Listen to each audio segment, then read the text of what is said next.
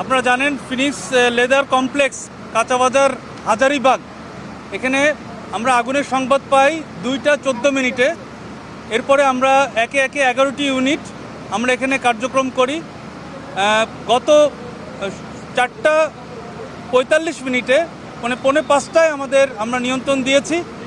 এই বিল্ডিংটি একটি পুরাতন বিল্ডিং, এখানে মাল্টি অকুপেন্ট আছে, মানে কোনো ফ্লোরে গার্মেন্টস, কোনো ফ্লোরে প্লাস্টিক দ্রব্যাদি স্টোর, কোনো ফ্লোরে কাঁচামাল আছে, কোনো ফ্লোরে আবার উপরের দিকে আছে আপনার লেদার গুডস এবং লেদারের ফুটওয়্যার বিভিন্ন সামগ্রী।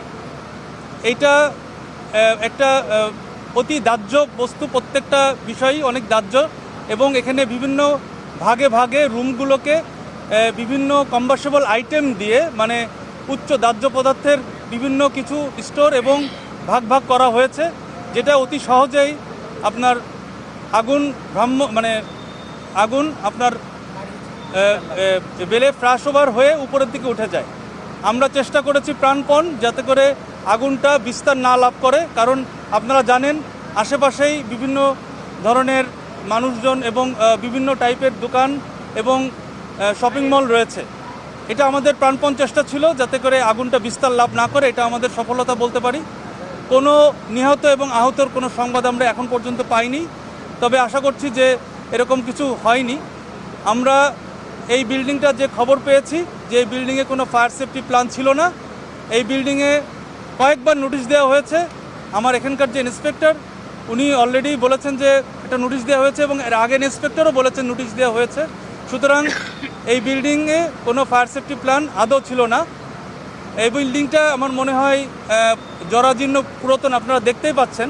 এটা একটু স্ট্রাকচারাল পয়েন্ট অফ ভিউ থেকে দেখার বিষয় আছে কতটুকু মজবুত। এই বিল্ডিংটা অনেক পুরাতন এবং এখানে এই মাল্টি অকুপেন্টের কারণেই আজ আমাদের এই আগুনটা বেশি বিস্তার লাভ করেছিল। তবে আমাদের সফলতা হচ্ছে, আমরা চেষ্টা করেছি যে এই আগুনটা এই বিল্ডিংয়ের ভিতরে কনফাইন্ড রাখার জন্য এবং আমরা পেরেছি।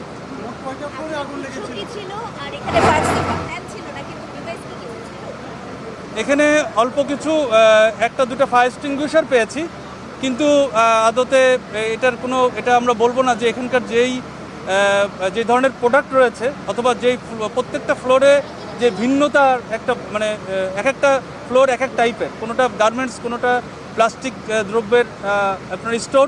সুতরাং এটা এখানে সেই হিসাবে যেই অগ্নি নিরাপত্তা ব্যবস্থা ছিল এটা খুবই নগণ্য, একদম খুবই, মানে না বললেই চলে, একেবারেই স্বল্প মাত্রায় ছিলই না।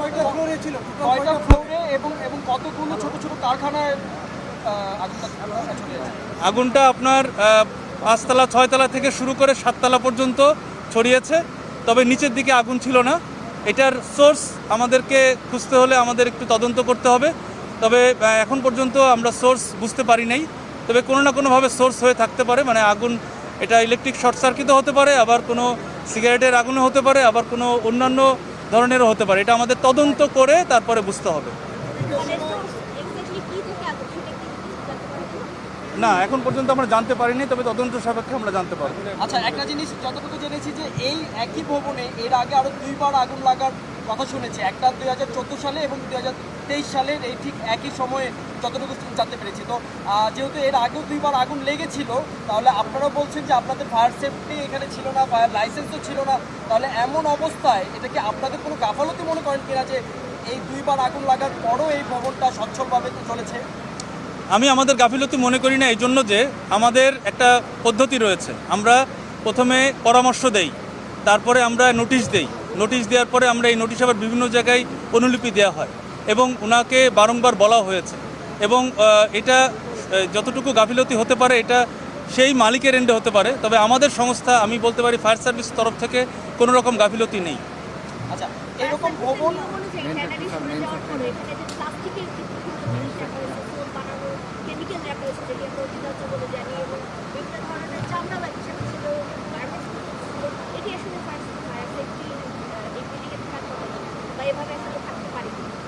দেখুন, ফায়ার সেফটি যে কোনো বাণিজ্যিক ভবনে ফায়ার সেফটি এটা অগ্নি প্রতিরোধ নির্বাপন আইন অনুযায়ী অবশ্যই থাকবে। এটা যে কোনো জায়গাতেই থাকতে হবে, এটা বাধ্যতামূলক, সরকারের আইন এটা।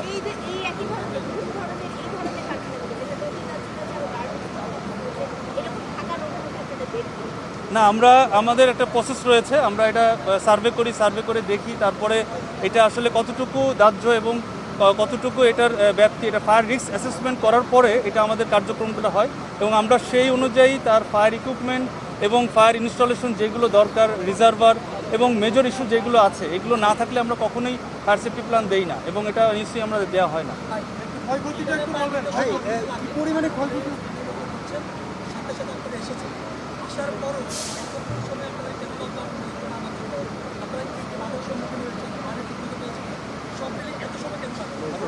আমাদের আমাদের সব জি জি 3 ঘন্টা, এটা তো আমাদের, আমি বলবো এটা আমাদের জন্য সফলতা। 3 ঘন্টায় যে আগুনটা নিয়ন্ত্রণে আনতে পেরেছি, এটা আমাদের জন্য সফলতা এবং সবচেয়ে বড় সফলতা আগুনটা বিস্তার লাভ করে নাই। আপনারা দেখতে পেয়েছেন যে আমাদের টিটিএল কিন্তু আসছে, কিন্তু টিটিএল কি আমরা ডিপ্লয় করতে পেরেছি?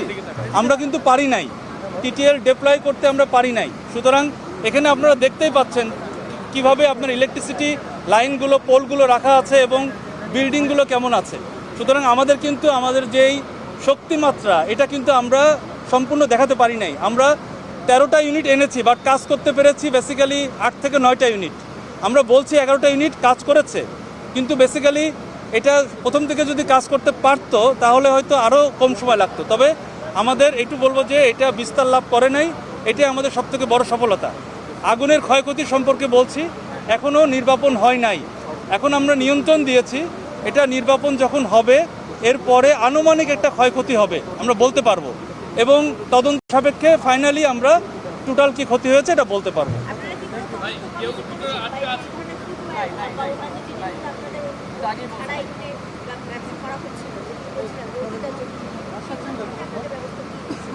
আমাদের এটা একটা দৈনিক প্রক্রিয়া, মানে আমাদের নিয়মিত একটা কার্যক্রম, এগুলো আমরা চলতেই থাকে। আর এটার জন্য তদন্ত কমিটি অবশ্যই হবে, এটা আমাদের নিয়মিত কার্যক্রম। এটা সবসময় যে কোনো ধরনের অগ্নিকাণ্ডে আমাদের এটা তদন্ত হয়, এটা আমাদের একটা ডিফল্ট একটা বিষয়।